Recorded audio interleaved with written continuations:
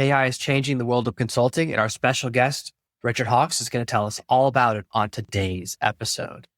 Welcome to the Artificial Intelligence Podcast, where we make AI simple, practical, and accessible for small business owners and leaders. Forget the complicated tech talk or expensive consultants. This is where you'll learn how to implement AI strategies that are easy to understand and can make a big impact for your business. The Artificial Intelligence Podcast is brought to you by Fraction AIO, the trusted partner for AI digital transformation. At Fraction AIO, we help small and medium-sized businesses boost revenue by eliminating time-wasting, non-revenue generating tasks that frustrate your team. With our custom AI bots, tools, and automations, we make it easy to shift your team's focus to the tasks that matter most, driving growth and results. We guide you through a smooth, seamless transition to AI, ensuring you avoid costly mistakes and invest in the tools that truly deliver value. Don't get left behind. Let Fraction AIO help you stay ahead in today's AI-driven world. Learn more and get started at fractionaio.com.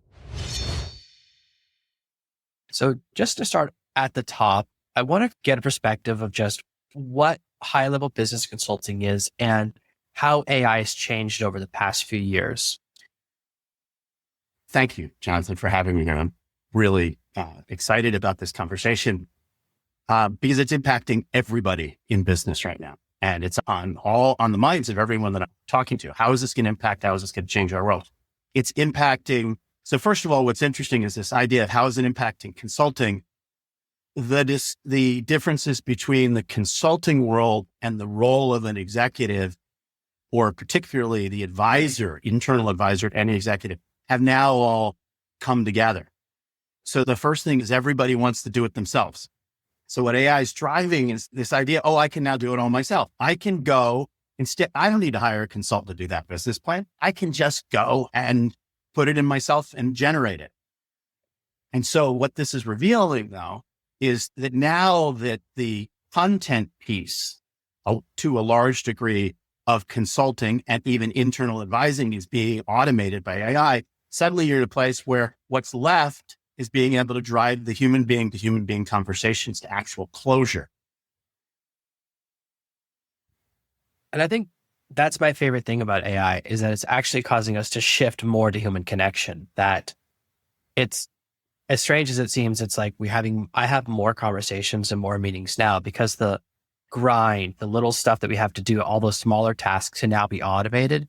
And it almost is pushing everyone into management, no matter what your job is. It gives you this ability to do less repetitive tasks and work more on relationship building. And that's my favorite part of it. Like when I'm not at work, spending time with my kids, being on the beach, spending time with my wife, less and less communicating via apps and phones. So that has me really excited. And one of the challenges, and there's this traditional tension in businesses between the different departments. And this is like at larger companies, this is more often. And I've seen this version where marketing looks down on sales because like all sales cares about is money. They're not artistic. And then sales marketing just cares about their art. They don't care if anyone looked at the magazine ad or if it generates sales.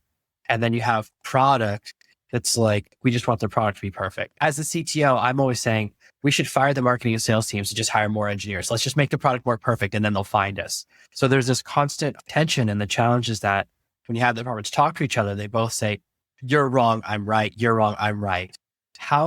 What's the paradigm where we can smooth that communication or start to see the company as everyone's going in the same direction, or we're all working towards the same goal?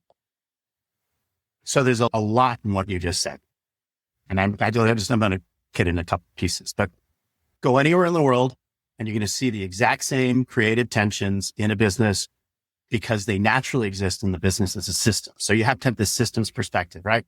Ask anybody who delivers products and services or develop products and services about the sales guy, and they'll say they'll sell anything. They'll sell their mother. They don't really care, right? But you ask the sales guys and the operations guys who are building your product or service, delivering it, about the product development guys, it'll be they're lost in their models, they're disconnected from reality, right? They're impractical.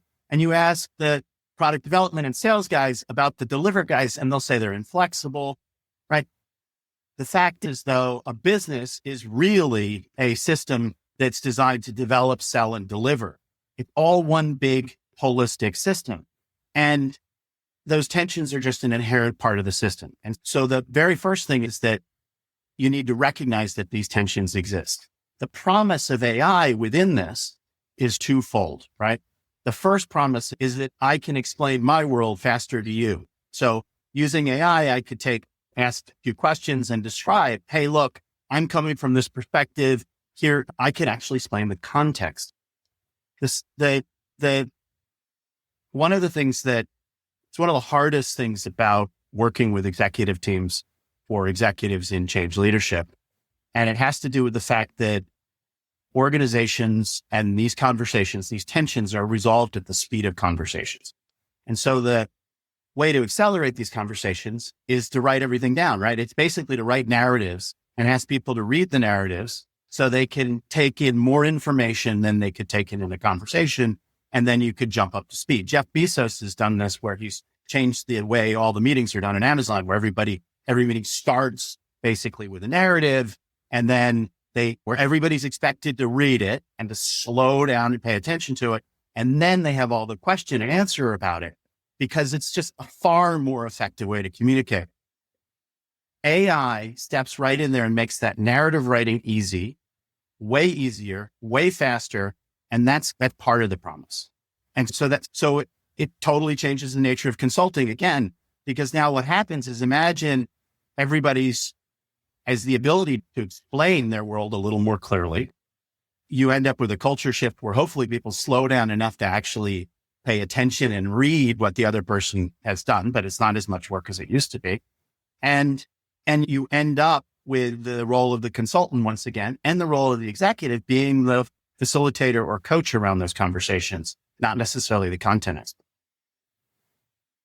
One of the challenges that I'm thinking about is how much people trust AI. You have at one end of the spectrum people who do something with AI, and I've worked with people do this. They'll generate like an outline or plan with an AI and just send it out without reading it. Full trust. At the end of the spectrum are people who are very cautious. We've seen the lawyer who got censored. We've seen people who have made mistakes with AI, companies who've gotten into tons of trouble because they've trusted it and not caught mistakes. And so they're super gun shy. They don't trust it at all. Where do you think people should fall on the line with this tension? How can executives, consultants adopt AI in a way that uses it effectively without trusting it too little or trusting it too much? What is trust? It's the first question. So I like the definition of trust is the residue of promises kept, right? And so when you don't trust someone, you're afraid, you're worried that they're not going to keep their promises. And trust is also a self-fulfilling prophecy, right? Like if I haven't had enough experience with someone to know yet, I have to choose to trust them. And even if I have had a lot of experience with them to recover the relationship, I still have to choose to trust them. So trust is this kind of fickle thing. It's really an experience. When it comes to AI, the problem with the experiences is when AI gets out ahead of you. And what your experience is that making this assumption, they begin to pile up and you start to feel overwhelmed because there are too many things, too many logical conclusions, and you've never been checked in with. So what has to happen is the art is dividing the conversation into a journey, some kind of a journey. So how much do I do? And then validate. And who do I validate with so that we're aligned, so that the conversation is actually closed around a topic before I extrapolate to the next one. And the danger with AI and where people get in trouble is they just get so excited about getting to the end goal. They forget that they've got to take everyone else on a journey. And sometimes, it's really, doesn't it feel like the other person I probably met through your experience, but when somebody we're talking about, there's A, B, C, and D we need to talk about. And we know each of them are a journey we need to be on together. And the other person just lays out A to D as if they're going to control you. And I know my inner 2-year-old goes ballistic, dude, don't control me. You're just arrogant. That's by inner emotional experience. And I think AI can get you to that place really fast. So you got to break it down. And that's once again, back to what's the skill and at the interface between these models and human beings. And I think the skill really is dividing things into conversations that really lead to alignment. I think this is really good because one of the core elements of how AI is designed is it always jumps to giving you a conclusion because it always assumes you're not going to ask another question. So the core nature of it, and I run into this all the time when I'm going through a multi-step process where I'm trying to give it foundational knowledge. I'll say, I'm going to give you 10 pieces of information, and then I want you to give me a summary. And I give the first piece of information, it goes right to the summary. Unless I say, don't do it. And that's on a micro scale, exactly what you're talking about, which is that it, because of the way it's corely trained, that's one of the flaws with it, is that it assumes you're never going to ask another question. So it goes, I have one chance to answer this. And because, unless you switch it into another mode, it will jump to that conclusion, which exactly makes sense of what you're talking about, where it goes, you go, wait, you're trying to tell me you're trying to give me the answer to my question, but you haven't gotten all the data first. And so that would, of course, lead to that reaction, which is, well, this is wrong. And I mean, I just got into a fight with an AI a few minutes ago because I fed it a screenshot of a bunch of data and it goes, oh, the picture's too low resolution. I can't read the numbers. And I was like, that's not true. I just zoomed in and it's like really high, like it's super high definition picture, whatever. And it had said some of the numbers from the page. I was like, you could read some of the numbers because you just said them to me. So like, I got mad. And that's my natural action. So sometimes people say they never get mad at AI. I'm like, I don't know if that's because I sometimes get really mad because it's lying to me. And then I ran it with a different AI model and said the same thing. I go, okay, if you're both saying it's low resolution, the problem is all AIs can't read this, not the image itself. So it has something to do with however they're processing images. But that's the challenge when you react emotionally, right? So it's jumping the gun, you react emotionally, so it causes you to pull back. But I see a lot of, one of the challenges that I see a lot is people go tool and then what problem should it solve? You buy a hammer, you go looking for nails. So they'll grab an AI tool or they'll say, I heard this AI tool is really cool. Let's buy it. What should we use it for? And this is something I deal with this so much where people go, I think you should use this tool. And I go, to solve what problem? Like, not sure, but it's super cool. I'm like, so what's the right way to deal with that? Because that's really common. And there's a lot of cool AI tools. Like they are really cool, but to me, that's putting the cart before the horse. I had an argument with AI yesterday. You're not the only one. We could have a help group. Bruce the shark from Nemo, AI friends, not food. And I often try to paper them over by saying please and thank you to the AI. I'm not really sure it helps, but that's my natural reaction when I'm in conflict with something, just trying to change the relationship with it. This product that we've been innovating around AI in my company called the Big Change Canvas is about solving that exact problem, because what we know, after having done change consulting with all different kinds of companies around the world for 30 plus years, we know how the conversations need to be divided so that it's a satisfactory and trust building experience for all of the stakeholders involved. And that's not always obvious to a functional role. For example, sales would want to push to a close. Let's just push to sales, but they've got to pause so that product development can actually weigh in, and it might actually end up in a totally different outcome, or they have to pay attention to these natural tensions in the system. So those natural tensions are one way that we're able to figure out where things divide. And so what this Big Change Canvas does is it starts out with a set of universal goals that exist in any major change initiative. And then what it does is it gives you it uses AI to take you through a series of conversations that give you a packet of all the information you need to lead that conversation, like the discussion document. And then they used to say in math or whatever, when you're in high school, show your work. Here are the pieces that you need to back it up because some people will really care about where did that come from, that assumption come from.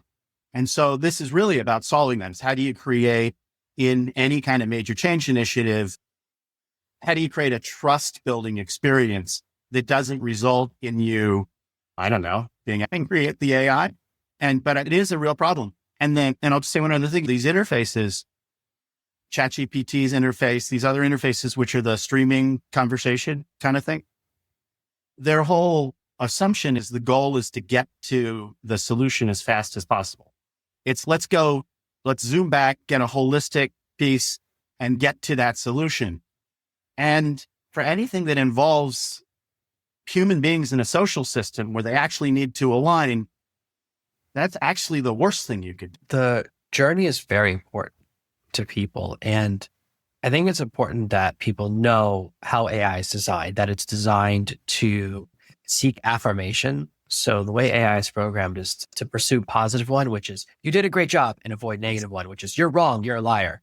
So that's why when you give it positive affirmation, that does modify its behavior. The second component is that the biggest challenge with AI right now is electricity. So the longer it spends thinking, which is like processing your question, generating answer, the more it costs. There was just a recent post from Sam Altman at OpenAI that says people saying hello and thank you is costing them tens of millions of dollars. So they've created that problem where they reward you for doing that. The AI gives you better answers. And because it's scale, that's knowing that the AI always wants to give you a fast answer because the AI is trying to save money. Now you go, that's why you have to break your questions into steps. That's why it's called chain of thought, or breaking, going, let's do step one and then step two and then step three. And that's why you get a better result when you add a thinking step. And there's a bunch of tools now that add, literally they call it the thinking step or the thinking module.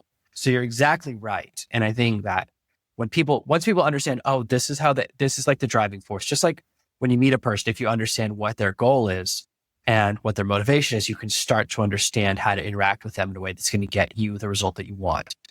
So people think that AI is neutral, but it's not. It has the influence, just like you can use any image generator and you can tell what type of person programmed it. If you just say woman or man, right? If every man has giant muscles and every woman is like an anime, when you go, okay, I know who works at this company. And I had an incident with one of my employees who were designing some design drawings for Pinterest. And I said, most of my following on Pinterest is woman. You can't use these images. What prompt are you using? Are you a creep? And he was like, it's not me. I just wrote woman. I go, oh, we have to use a different tool. Okay. It's not you. He showed me and I go, okay, I assumed it was you.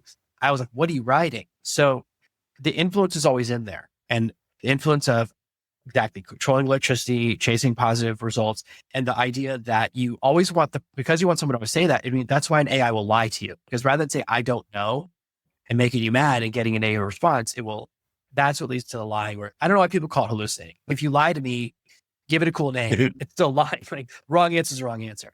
So those motivations come together. And I think it's to remember what is important, because we forget how important the journey is, how important the process is, and that there's the phases of convincing someone or bringing someone to your side.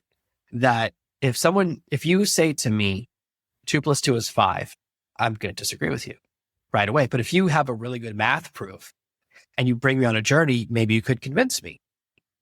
But definitely without the journey, it's impossible. So I think that is really important, that the conversation and the communication component of it. Something I'm seeing happening right now is there's so much digital hoarding. Everyone is transcribing every conversation and just doing nothing with it and just generating more and more data. This is like a huge thing. It's like this idea that it's like the people who buy books in the library by the foot. So it's like you just have a wall of books behind you. And sometimes just the front of the book, the papers aren't even there. The books are glued to each other. Being near knowledge, like osmosis doesn't work for knowledge, unfortunately. Like being near knowledge doesn't work. You have to read it at least. So what do you think is the right approach? Because we went from not keeping enough information to now having too much information that we do nothing with it. Yeah. Let me jump back to a couple points you made and then just quickly. So first of all, I read that article you were talking about when you say please and thank you to AI as feedback and how much electricity it's costing. And I thought, okay, yeah, but the reason people are upset is they don't want to personify these things. That's why they're upset. And they're saying it costs a lot of electricity. But can you think of any other more natural mechanism that human beings use to give each other feedback? That's how we do it. And it makes perfect sense that they would choose to do it. So I just find the idea of eliminating that, it's okay, we'll just get rid of hope because it's just not a useful emotion. And I don't really, it's a crazy argument for me. Human beings need those interactions because they put us in the right mindset so we can interact with whatever else. And we just need to accept these things are going to be personified to a certain degree. Going from there to this question, however, about information building up. I think there's a fundamental challenge here, right? So the wall of books, I love the imagery, buying books by the foot, love the that kind of, we have a lot of books at home. My wife, I think, buys books by the foot. but she actually manages to read them, just piles of books. It's astounding. And here's the challenge. When you look at AI and you look at knowledge, you're trying to sync up two kinds of knowledge. You're trying to sync up the agreements that we have with each other, like what I know, and if I know things on my own, it's just for me. It doesn't really have an impact on the world. The knowledge that impacts the world is the knowledge that results in shared agreements between us. We're going to do it this way. We're going to see the world this way. We're going to, right? And that's everything we're talking about with change, which is when you impact any of these systems, it's where you come together and you align. These are the ways we're going to talk about. This is the model we're going to use to visualize our business. This is the way we're going to talk about conflict, right? It's creating shared language. On the other hand, over in the AI world, you have what people are using the term digital twin for. You have some kind of representation of the reality of a business, a system, whatever, and you want to have the AI be your go-between on it. And this is the problem with all the memory stuff that we're talking about, or the energy. It's kind of like, we want it to talk about the whole system, but we're not there yet because it's too expensive to do that. We'd like it to complete the thought with the whole system. But I don't really think the issue is as much energy as having the right information world available to the AI to talk to you. Then it becomes pretty efficient. So the real challenge is, how do you align our shared agreements, shared language with this digital twin?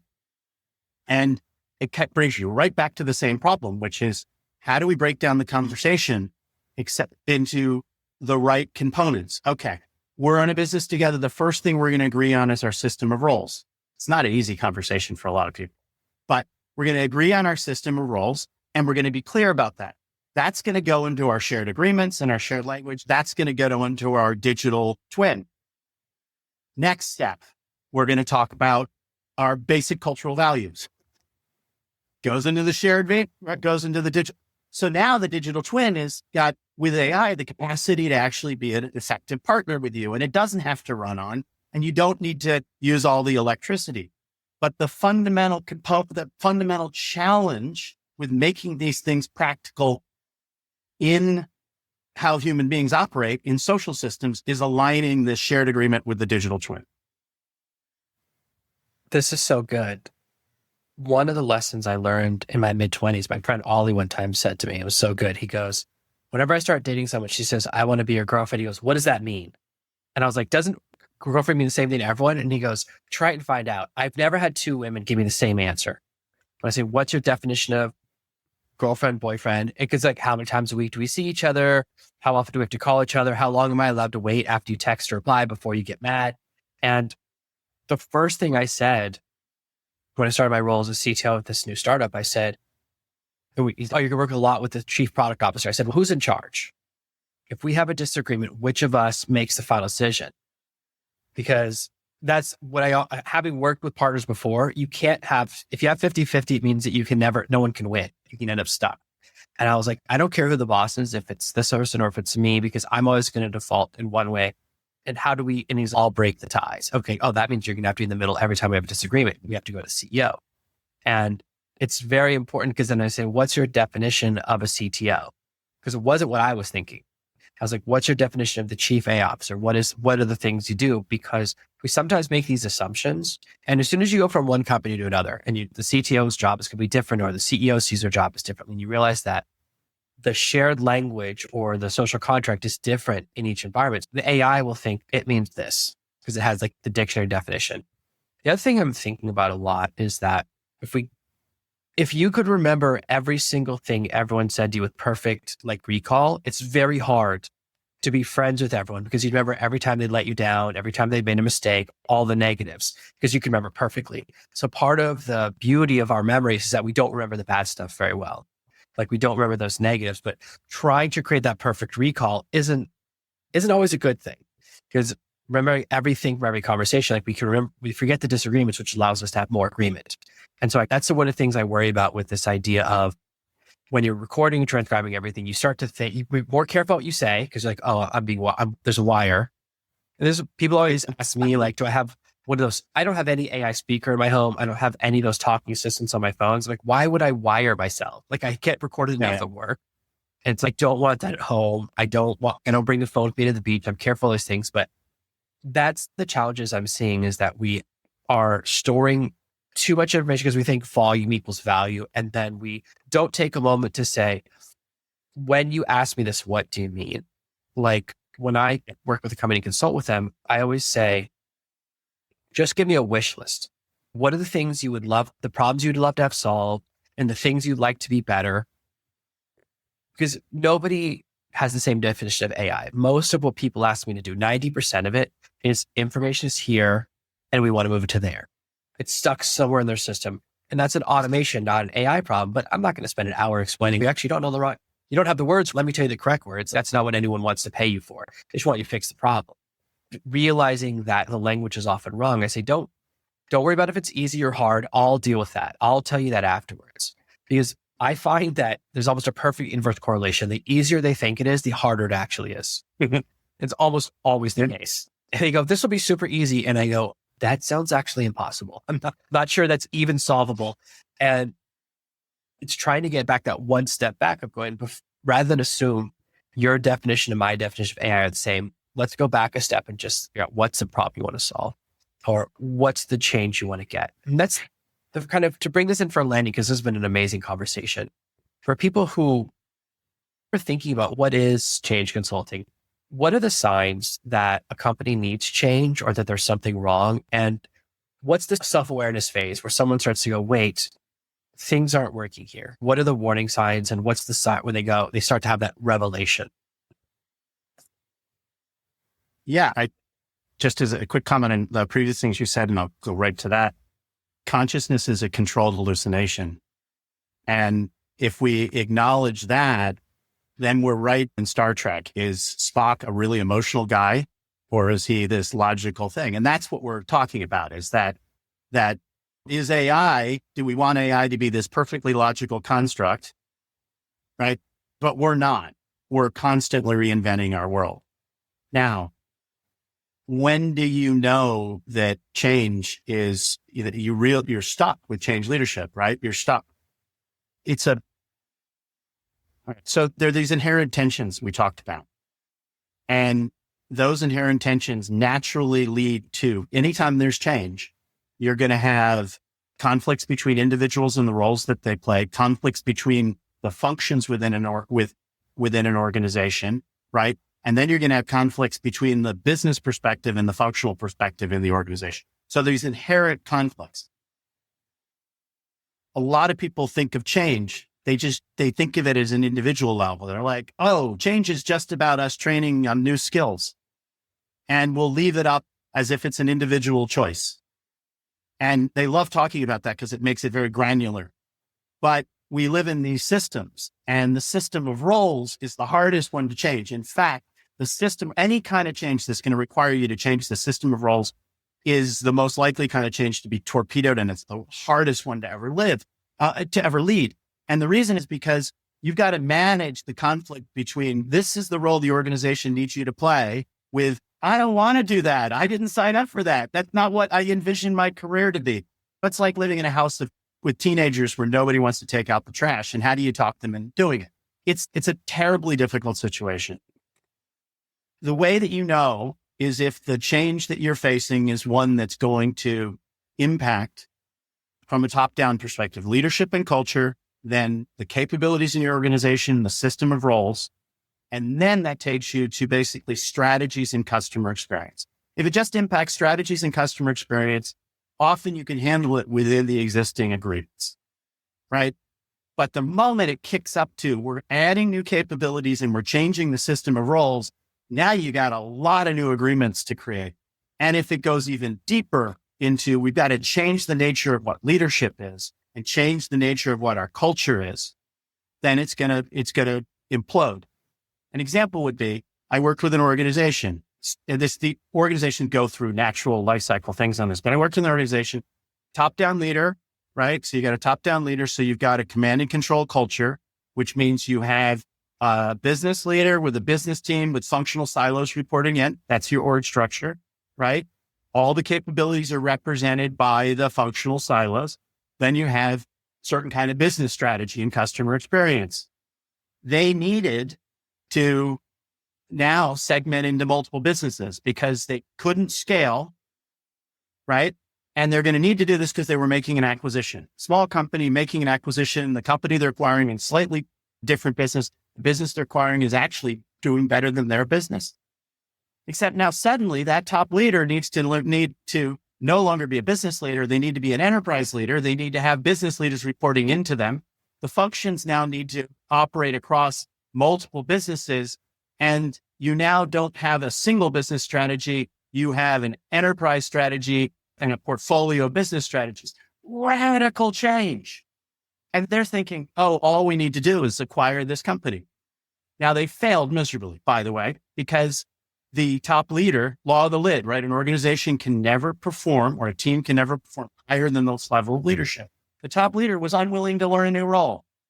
Couldn't get it, inflexible, founded the company, wouldn't do it. So what they ended up doing was acquiring this other company, just absorbing them as assets and losing all the value that they had actually thought they were acquiring. That same logic is why most acquisitions fail.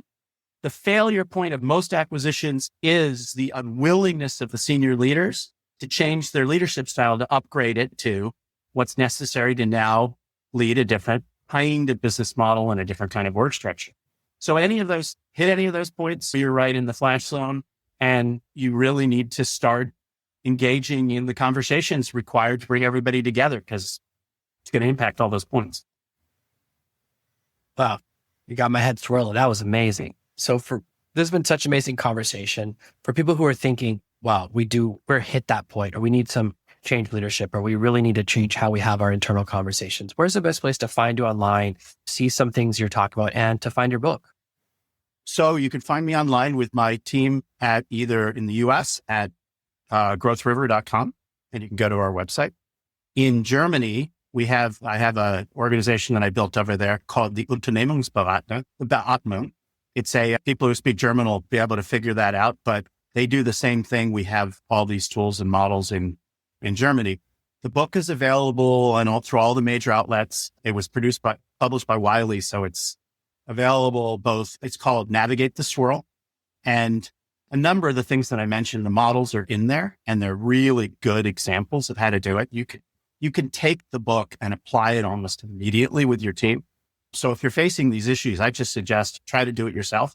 And then the one other thing that's going on is I'm doing this big project where I mentioned it, Big Change Canvas, and it's basically building an AI tool to take the models in the book and to package these conversations. And right now we're partnering with a small group to do that. I'm particularly interested in any mid-sized consulting firms who are interested in partnering around this. And the reason is because you could imagine this could easily become a platform for a whole different way of consulting. And it goes right to the heart of how AI is changing consulting. And I'm not claiming we worked it out, but we're in the hunt to figure out how to actually do it. So that's where we are right now. Did I answer your question? Yeah, that was amazing. That was perfect. I'll put all the links in the show notes and below this episode for people watching the video. Thank you so much for being here today, Richard, for an amazing episode of the Artificial Intelligence Podcast. Thank you. Thank you for listening to this week's episode of the Artificial Intelligence Podcast. Make sure to subscribe so you never miss another episode. We'll be back next Monday with more tips and strategies on how to leverage AI to grow your business and achieve better results. In the meantime, if you're curious about how AI can boost your business's revenue, head over to artificialintelligencepod.com/calculator. Use our AI revenue calculator to discover the potential impact AI can have on your bottom line. It's quick, easy, and might just change the way you think about your business. While you're there, catch up on past episodes, leave a review, and check out our socials.